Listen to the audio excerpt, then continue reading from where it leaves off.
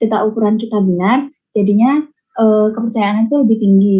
Nah, misalnya pakai 68, nah ini artinya kita tuh percaya dengan tingkat kepercayaan 68, jadi lebih kurang daripada 99% ini. Nah, untuk nilainya sendiri bisa ditentuin sendiri atau nanti kalau misalnya ada soal udah diketahui juga. Jadi untuk yang biasa digunakan itu ada ini ya, ada 68%, 95%, sama 99%. Nah, untuk hasil perataan itu kan hasilnya ada varian a priori, ada varian a posteriori, ada X parameter, ada V residu, ada LA ukuran koreksi, terus ada sigma X, sigma V, sigma LA. Jadi untuk sigma X ini itu di dalamnya ada varian dan kovarian parameter. X kan parameter ya. Terus untuk yang sigma V itu nanti di dalamnya ada varian dan varian kovarian posterior.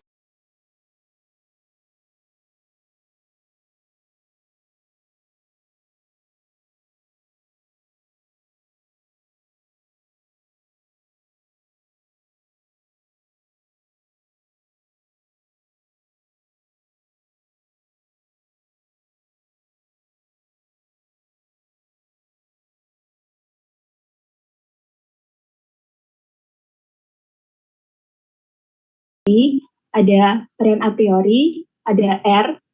R itu redundansi. Nah, redundansi itu degree of freedom, bisa disebut itu juga, atau derajat kebebasan. Nah, ini bisa dihitung pakai rumus yang ini, yang biasanya udah dihitung sama teman-teman di HKT. Nah, ini untuk setiap metode itu memiliki R yang berbeda-beda.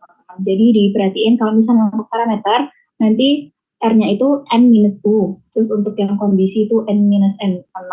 Terus untuk yang kombinasi itu N-N0 ditambah U. Gitu. Nah, terus selanjutnya ada ukuran 1 minus alfa. Nah, ini 1 minus alfa ini sama kayak nilai derajat kepercayaan yang di sini. Jadi contohnya itu ada nilai 68%, ada 95%, sama 99%. Nah, itu untuk derajat kepercayaan. Nah, untuk yang alfanya sendiri itu apa? Alfa sendiri itu disebut dengan derajat signifikasi. Gitu. Nah, terus untuk tahapan melakukan uji global, yang pertama itu menentukan hipotesis uji. Jadi hipotesis pertama itu untuk sebelumnya uji global itu dilakuinnya tuh pakai tabel chi-square. Jadi nanti ada dua jenis tabel, ada yang dua arah sama satu arah. Nah, contohnya untuk yang dua arah itu nanti ada keterangan di tabelnya, nanti ada pembatasan gini. Jadi ini untuk yang dua arah. Jadi yang diarsir itu di dua sisi. Nah, ini tuh nilai rata. Di sini ada nilai sigmanya atau nilai tabelnya. Nah, ini untuk yang dua arah.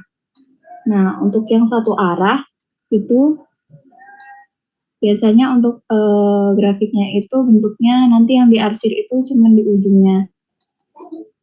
Nah, di sini ada nilai rata. Nah, ini tuh jadi yang ada di dalam sini itu nilai yang dipercayai gitu. Jadi di sini itu ada, misalnya aku pakai yang ini ya, yang 2 sigma. Nah, jadi di sini ada 2 sigma untuk pembatasannya. Ini ada 2 sigma, terus di sini itu nilainya itu 2 sigma tadi kan 95% ya. Jadi yang dipercayai yang masuk itu ada di sini. Jadi ada di rata ditambah 2 sigma. Nah, di sini itu 95%. Terus yang di luar sini yang diarsir ini adalah nilai outlier atau nilai yang dianggap mengandung nilai kesalahan atau blunder. Nah, itu ada di 100% dikurangi 95%. Jadi di sini nilainya ada 5%. Nah, ini untuk yang satu arah. Nah, untuk yang dua arah, jadinya di sini bisa dilihat, kan yang di sini tadi 95%. Nah, di sini yang tidak diarsir itu juga 95%. Nah, karena ini ada dua pembatasan, jadi di sini itu bukan eh, bukan 5% lagi, tapi 2,5%. Karena dibagi dua untuk di kedua sisi gitu. Di sini juga 25%. Nah, ini 5%, 2,5%, dan ini juga 2,5%. Nah, untuk melakukan uji global ini bisa menggunakan dua arah atau satu arah gitu. Terus selanjutnya kalau udah menentukan hipotesis uji, yang pertama itu H0-nya atau hipotesis awalnya itu nilai varian a posteriori sama dengan nilai a priori. Nah, untuk yang HA kebalikannya. Nah, untuk yang satu arah itu ini sama untuk H0-nya. Nah, untuk HA-nya itu varian a posteriori lebih dari nilai varian a priorinya. Gitu. Nah, untuk penentuan hipotesis uji kayak gitu. Nah, selanjutnya itu menentukan nilai uji. Nah, menentukan nilai uji ini rumusnya adalah ini. Nah, ini bisa ditulis juga X kuadrat dihitung gitu. Nah, ini adalah nilai yang udah dari hasil perataan. Jadi, ini adalah nilai varian a posteriorinya dikali redundansi dibagi dengan nilai a priorinya. Nah, ini untuk menentukan nilai uji. Nah, selanjutnya kalau udah menentukan nilai tabelnya. Nah, tabel yang dipakai kan yang chi-square ya. Jadi, ada dua. Tadi udah aku jelasin, ada yang dua arah sama satu arah. Nah, nanti kalau misalnya di dua arah, komponen yang dibaca itu ada 1 minus alfa per 2 dan redundansi, dan juga ada yang chi square alfa per 2 sama redundansi. Jadi di dua arah. Ada yang di sini, ada yang di sini. Ini untuk yang dua arah. Nah, untuk yang satu arah itu nanti pembacaannya dari chi square yang nilainya itu dilihatnya dari alfa sama redundansinya. Nah, terus selanjutnya kalau udah menentukan nilai tabel, nanti bisa dilakukan pengambilan keputusan statistik. Jadi untuk keputusan statistik sendiri, ini adalah ini. Ini untuk yang two tail ya, yang dua arah. Jadi untuk yang satu arah itu bisa X hitung kurang dari X tabel. Nah, kesimpulannya itu bisa diambil kayak gini. Jika memenuhi nilai ini, maka a posteriori dan a priori itu dianggap sama. Jadi tadi kan untuk yang H0 kayak gitu ya untuk pernyataannya. Nah, kalau misalnya H0 tidak diterima, maka perlu adanya step selanjutnya. Nah, step selanjutnya itu ada uji Blender atau data smoothing. Gitu. Nah, itu untuk uji globalnya. Selanjutnya ada uji Blender atau data smoothing. Jadi untuk yang ukuran besaran yang digunakan itu ada VI, terus ada timbangan baku VI, ada redundansi, ada 1 minus alfa. Jadi ini itu didapat dari matriks V. Nah, matriks V kan dia kan dimensinya itu adalah persamaan misal ini aku anggap pakai parameter ya, jadi n kali 1.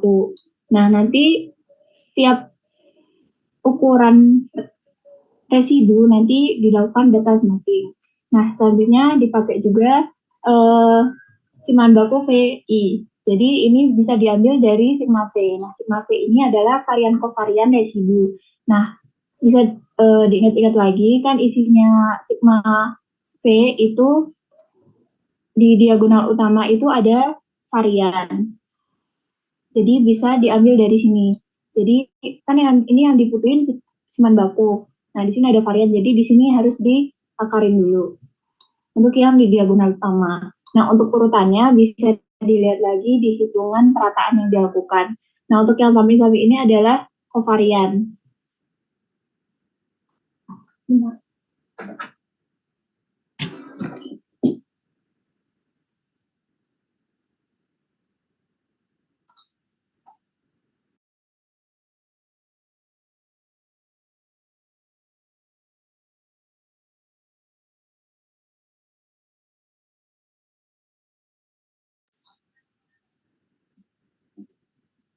Oke, lanjut ya.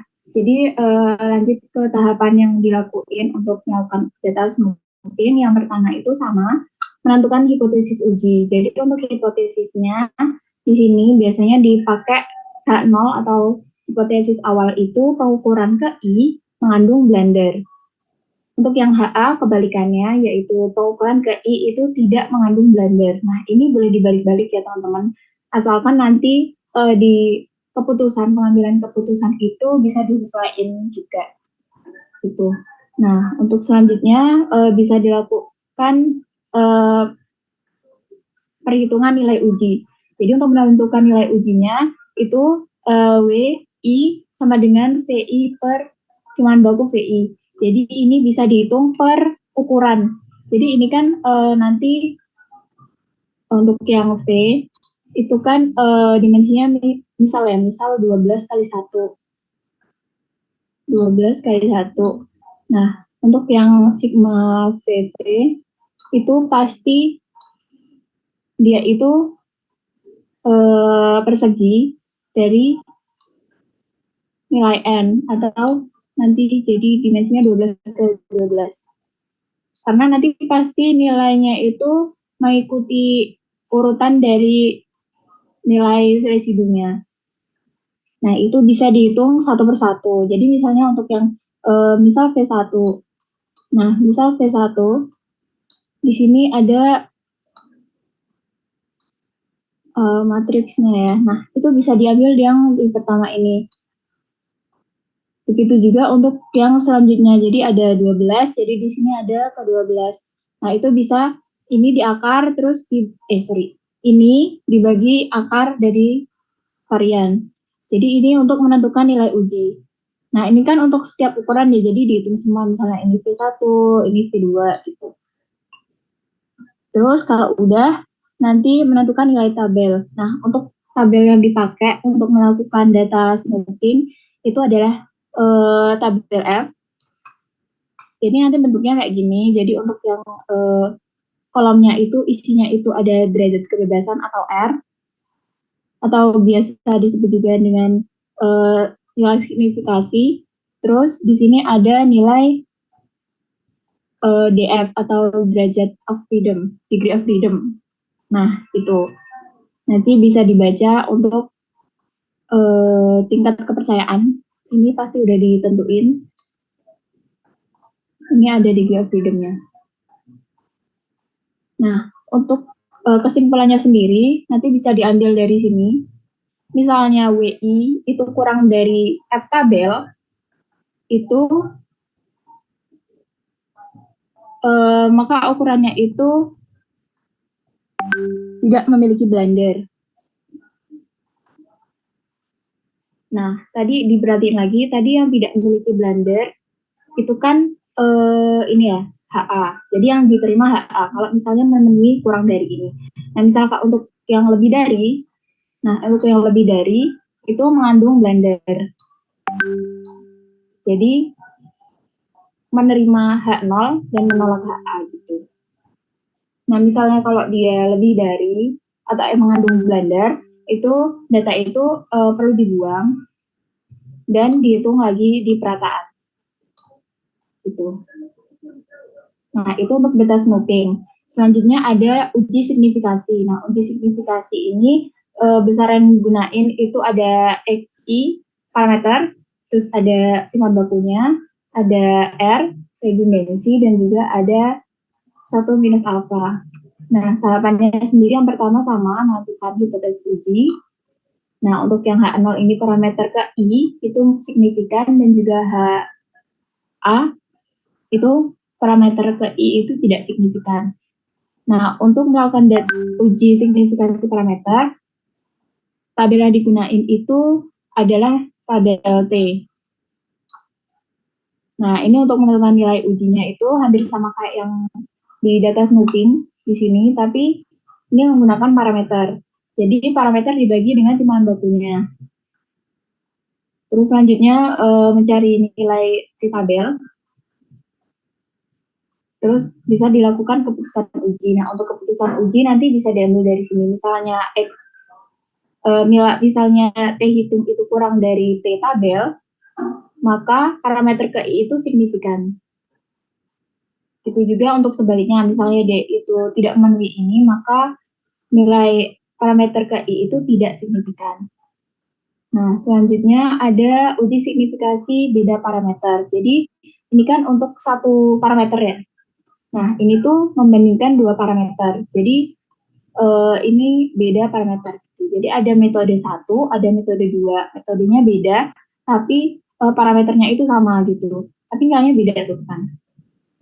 Misalnya X1, di sini ada X1, XI aksen, dan juga siman bakunya. Terus di sini ada XI yang kedua, sama siman bakunya. Nah, tahapan yang dilakukan yaitu menentukan hipotesis uji. Hipotesis yang digunakan yaitu parameter metode pertama itu sama dengan parameter metode kedua. Nah, begitu sebaliknya juga untuk yang HA, jadi dia itu tidak sama dengan. Nah, selanjutnya menentukan nilai uji. Nah, ini juga pakai T karena kita tetap melakukan uji signifikasi. Itu nilainya bisa dihitung dari rumus ini. Nah, selanjutnya kalau udah mencari T-tabel. Nah, untuk T-tabel itu bisa dilihat dari kayak gini, sama ya. Nah, terus kalau udah ini buat mengambil keputusan. Kalau misalnya T hitung kurang dari T-tabel, itu menerima H0. Nah, ini untuk ujinya itu sama. Untuk yang beda parameter, sama yang satu parameter gitu. Nah, mungkin itu untuk materi dari pre dan post process adjustment. Nah, selanjutnya aku mau bahas sedikit tentang tugas kalian yang deadline-nya nanti malam ya. Nah, di sini kemarin kalian udah ngerjain itu yang hitungan kombinasi transformasi koordinat ya untuk mencari nilai parameter A, B, C, D, E, F. Nah, itu kalian udah ngumpulin juga. Nah, di sini Bu Leni itu, Prof. Leni itu minta untuk melanjutkan hasil hitungan kalian itu dilakukan uji global sama data snooping. Nah, karena di sini itu kita menggunakan, karena kita perlu matriks V, nah, padahal di sini ada nilai 0.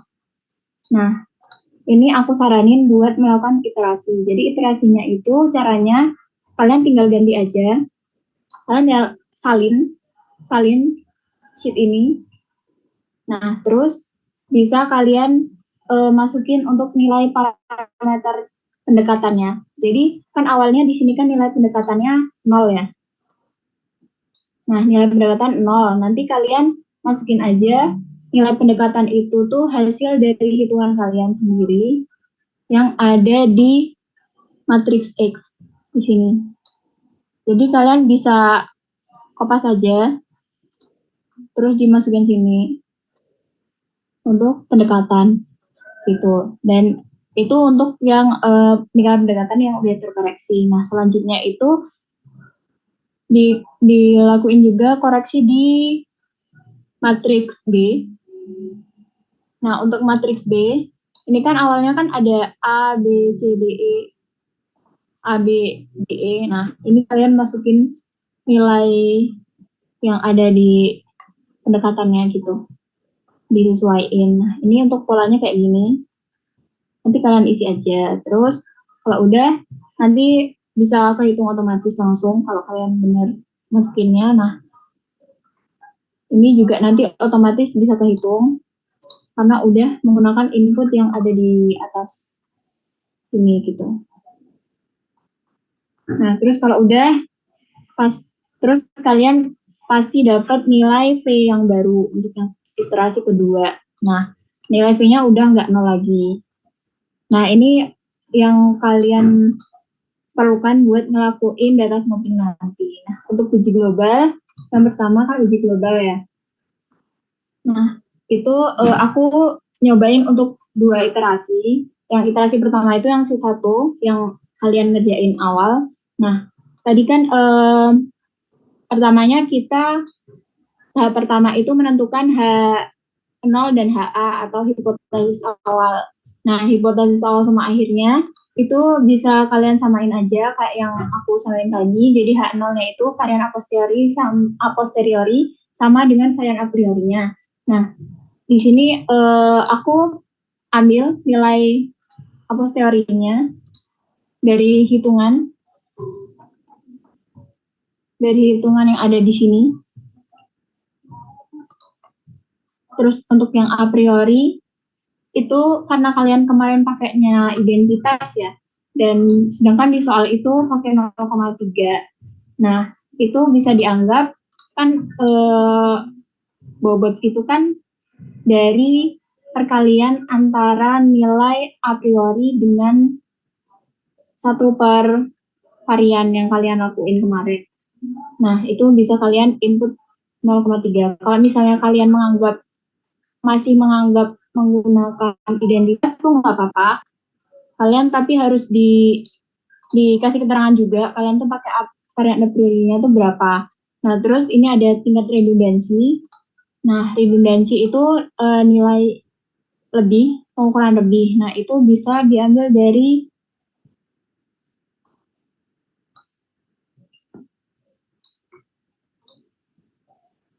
yang si satu ini yang di ukuran ini ya, N-U.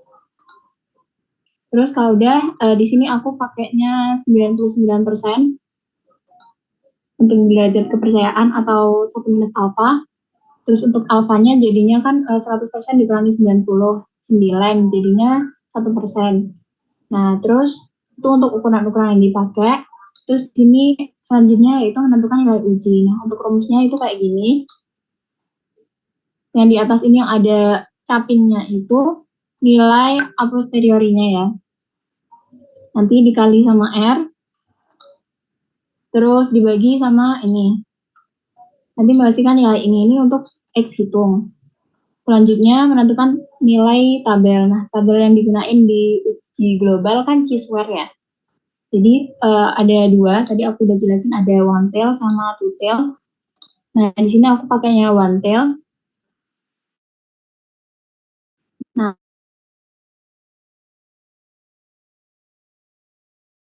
nah ada tab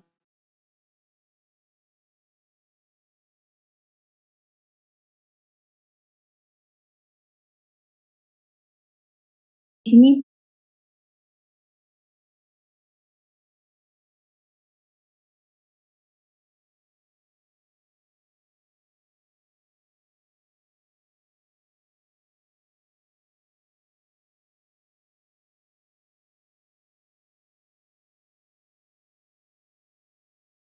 pakai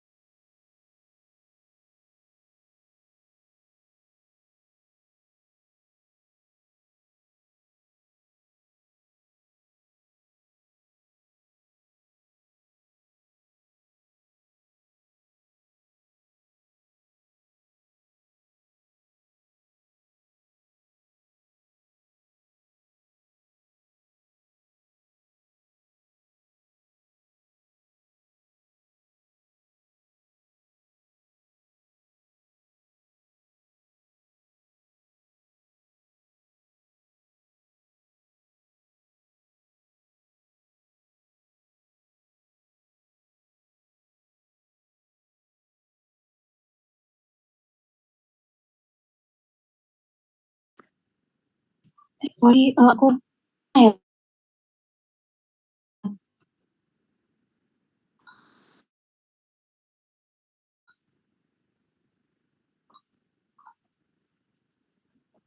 Tadi sampai mana ya?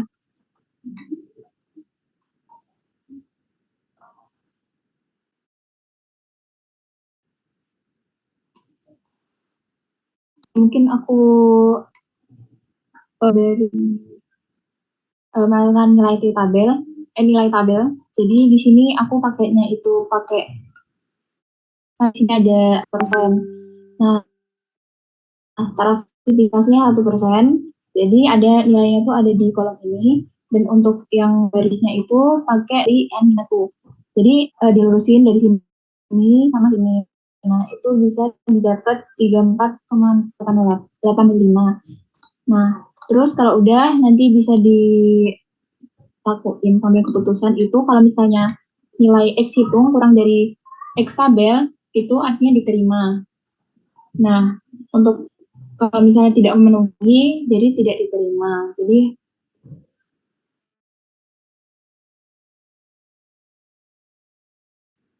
hasilnya.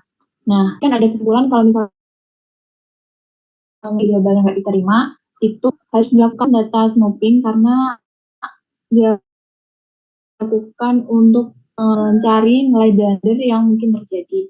Nah, ini kan untuk yang pertama ya. Di sini aku juga melakukan iterasi selanjutnya. Nah, hasilnya X hitungnya segini, X tabelnya segini. Nah, ini tetap tidak diterima. Nah, tapi kalian bisa lihat nilainya itu berubah dari X hitungnya. Nah, makin kecil ya. Jadi kalau kalian melakukan iterasi yang lebih banyak lagi, nanti nilai X hitungnya bisa lebih kecil lagi, nanti sehingga nilainya itu, H0-nya itu nggak mengandung blunder gitu. Nah, terus selanjutnya lakukan data snooping. Nah, untuk data snooping ini kita perlu ini ya, nilai sigma sigma V. Nah, dihitung dulu sigma V-nya. Itu pakai rumus ini karena kita pakai HKT yang metode kombinasi. Nanti bisa dihitung aja matriksnya. Di sini B sama nilai B-nya itu dari nilai iterasi yang udah yang selanjutnya. Itu bisa kalian hitung aja. Ini aku hitung dulu dari BT, BP inverse BT, hasilnya kayak gini. Terus dilanjutin dikali sama BP inverse. Terus nanti bisa kita kaliin kalian a priorinya, a priori sama inverse dari bobot. Terus kita bisa dapetin nilai sigma V. Nah, ini udah kita dapetin nilai sigma V. Nah, dari nilai sigma varian kovarian V ini kita bisa ambil nilai diagonal utamanya. Yang ini. Nah, nilainya itu pasti positif ya teman-teman. Jadi kalau misalnya negatif, jadi itu ada kesalahan hitungan. Karena isinya itu adalah varian. Varian kan kuadrat dari simpan baku, jadinya pasti dia positif. Nah, terus kalau udah bisa kita cari nilai simpan bakunya. Ini nilai diagonal utamanya dari sini, aku ambil dari sini. Yang aku tambahin ini kalau bawah ya. Nah, itu terus kita akar untuk dapetin nilai simpan baku. Nah, terus kalau udah, kan ini ukuran yang kita pakai, terus kita juga perlu adanya nilai residunya. Nah, untuk nilai residunya, ini aku juga ambil dari iterasi yang kedua yang udah yang selanjutnya, biar nilainya itu nggak nol. Gitu. Nah, terus kalau udah, kita lakuin data snooping. Nah, untuk data snooping yang pertama, tahapan pertama, kan kita menentukan dulu nilai hipotesis awal sama hipotesis akhirnya. Jadi untuk hipotesis yang awal itu pengukuran KI itu mengandung blender. Untuk yang proses akhirnya itu pengukuran KI tidak mengandung blender. Jadi hal yang dilakuin pertama itu kita hitung dulu nilai hitungnya. Nah tadi nilai hitungnya kan pakai ini ya, rumus V dibagi sigma V. Jadi bisa kalian hitung aja langsung. Jadi ini nilai V dibagi sigma V, sigma baku V. Terus gitu juga untuk yang ke bawah nanti ada W sampai 24 gitu. Nah terus kalau udah kita tentuin nilai kepercayaan. Nah aku di sini juga pakai 99%. Jadi nanti alfanya itu adalah 1%. Jadi kita perlu tabel T yang kolomnya itu alfanya itu 0,01 atau 1% gitu. Nah, untuk yang DF-nya, degree of freedom-nya itu pakai R juga, ini 18. Jadi sama, pakai nilai ini ya, 2,55230. Kalian masukin aja. Terus kalau udah, kalian uji satu-satu dia memenuhi atau enggak gitu dari teori yang udah aku sampaikan tadi. Nah, gitu mungkin gitu dari aku. Ada pertanyaan dari semua pembahasan sore hari ini?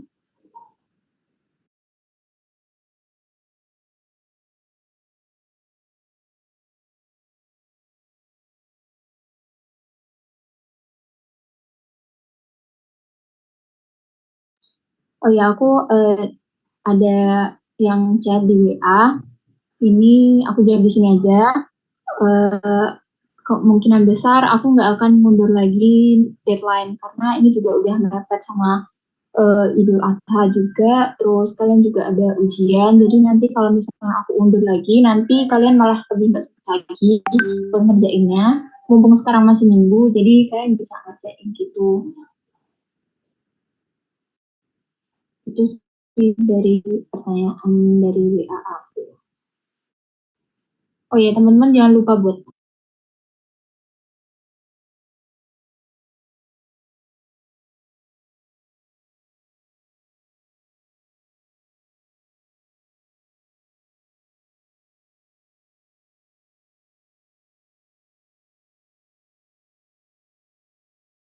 Oke, mungkin aku baca pertanyaan yang ada di presensi.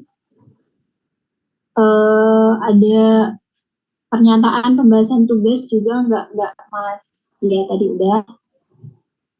Terus UAS materinya dari parameter sampai terakhir Mas Mbak boleh bawa kalkulator sama cheat sheet enggak? Kalau materinya itu dari kemarin kalau nggak salah kan Budwi yang pertama yang minggu 8 itu dari kombinasi. Jadi mungkin kalian siapin kombinasi aja nggak apa-apa. Karena diharapkan kalian juga parameter juga udah diujikan ya kemarin. Jadinya ya bisa aja karena dia lebih gampang dari uh, metode lainnya. Terus untuk yang bawa kalkulator sama cheat sheet, mungkin aku nggak tahu aturan yang dipakai dari Bu Leni, Bu Dwi, bawa kalkulator sama cheat sheet atau enggak, itu jadi aku kurang tahu. Harusnya udah dikasih tahu sama dosen gitu sih. Nah, terus di sini apakah akan bahas soal tahun lalu, Kak?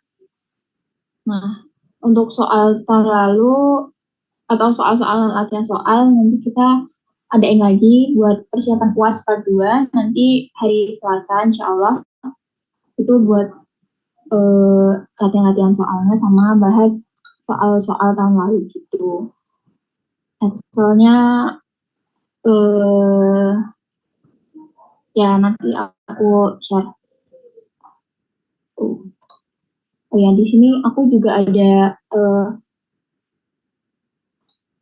rangkuman kalau nggak salah tahun lalu itu ada soal konsep konseptual. Jadi di sini aku ada catatan dikit dari dulu semester 2. Nah, di sini aku ada rumus yang dipakai. Nanti kalian bisa kalian dari sini aja kalau misal masih bingung rumus-rumus yang dipakai. Nah, ini untuk parameter nanti ada ukuran-ukurannya ini, terus nanti ini ada hitungannya. Itu ini untuk row-nya. Terus untuk kombinasi pakainya ini jumlah persamanya R, terus ada pakai B, terus sampai LA, sigma LA, ada sigma X gitu, terus ada pakai metode kombinasi juga. Nah, untuk jumlah persamaan itu C, N0 tambah U, ada matrisnya itu diperhatiin ada A, B, kalau misalnya parameter itu pakai A, kalau kondisi pakai B, kalau kombinasi pakai dua-duanya. Nanti ini aku materi-materi yang aku tampilkan di sini nanti aku share di Drive, nanti aku share di grup juga.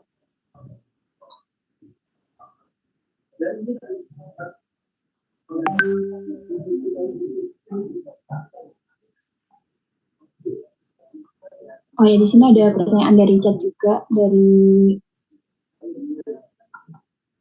Oh iya, Om Dar. Sorry aku salah tadi yang satu per sorry 0,3. Jadi dikuadratin ya, benar dikuadratin. Terima kasih koreksinya. Terus mau langkah di tentang iya di ditulis tangan biar kalian paham gitu sih. Tapi kalau misalnya untuk yang iterasi nggak usah kalian tulis nggak apa-apa. Nanti kalian kasih keterangan aja, misalnya kalian iterasinya tuh sampai mana gitu, iterasi keberapa gitu. Untuk pengumpulan tugas nanti kita buat di G-form gitu. Mungkin ada pertanyaan lagi atau tambahan dari tutor lain.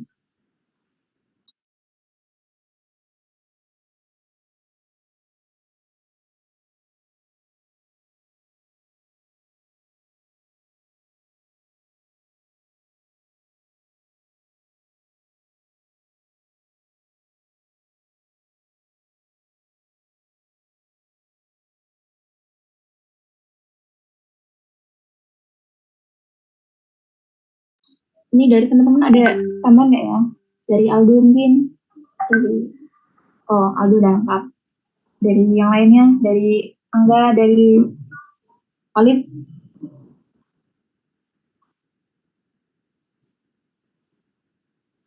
Oke, mungkin nggak ada ya. Aman, Mbak. Oh ada, ya. Ya ada apa enggak?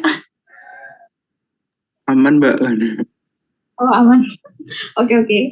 Oke, mungkin karena ini masih part 1, nanti kita adain lagi buat tutor yang part 2. Nanti kalau misalnya ada pertanyaan bisa disampaikan aja ke tutor selanjutnya. Untuk tutor sore ini kita cukupkan sampai sekarang udah jam 5. Kami tutup. Wassalamualaikum warahmatullahi wabarakatuh. Selamat belajar, semoga sukses puasnya. Tuh. Jangan lupa ngerjain tugas juga. Ya, boleh lihat ya teman-teman. Makasih.